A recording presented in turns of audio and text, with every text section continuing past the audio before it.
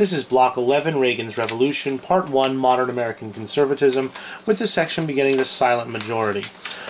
We saw the silent majority in Block 9, and we should understand a lot more about the silent majority after looking at Block 10.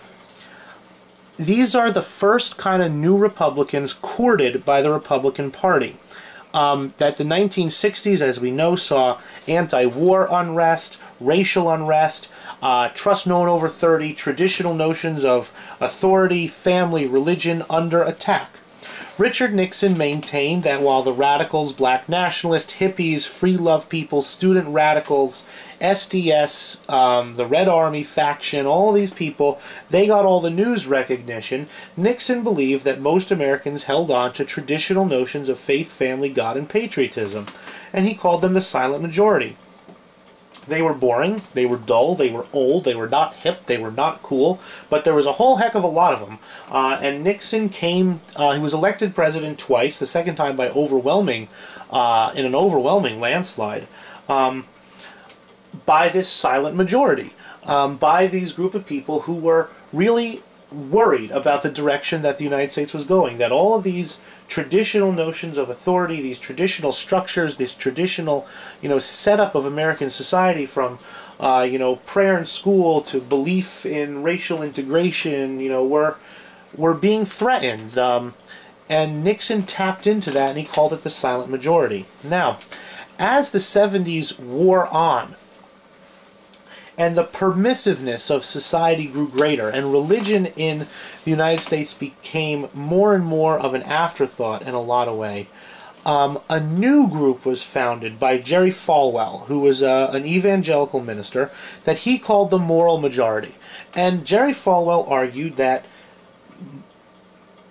America was suffering, according to Falwell, not from, that there was economic problems, yes, but Falwell argued that America's biggest problem was a destruction of those traditional values, those traditional American values that had built the country and had made it great. Traditional values like patriotism, the importance of the nuclear family, individualism, Christianity, that the fact that the Supreme Court had disallowed prayer in schools bothered Falwell. The fact that the Supreme Court had permitted abortion, which he viewed as a mortal sin, bothered Jerry Falwell.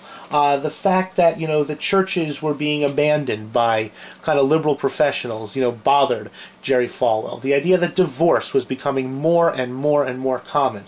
Teenage pregnancy numbers were going up and up and up. Drug abuse was rising. Crime was rising. Falwell looked at the situation and said the United States has a crisis of spirituality.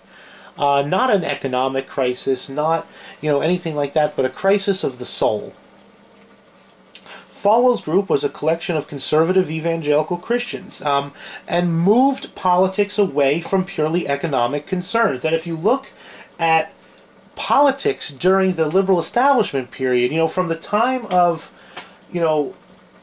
really the 1920s through Nixon and Ford and Carter, that politics is a purely economic issue domestically. That domestic politics is all about economics.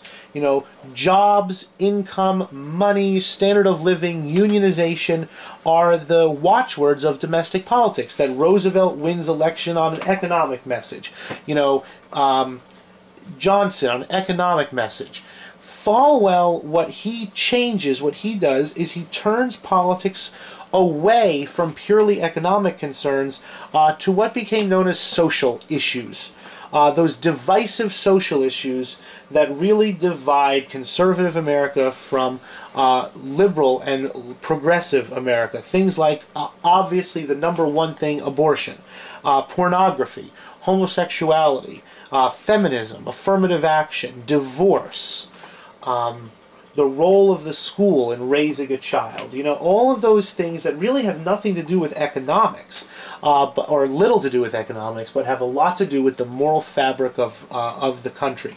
And Falwell tapped into a deep vein of people who were very, very concerned, in their view, that the country was going downhill really fast.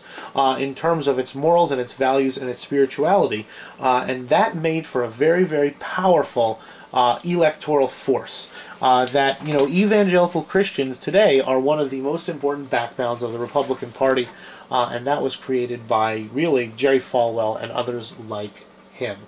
They made up the grassroots of the new Republican Party, the people knocking on doors, sending in their $5 or $10 apiece, volunteering to call people around the election.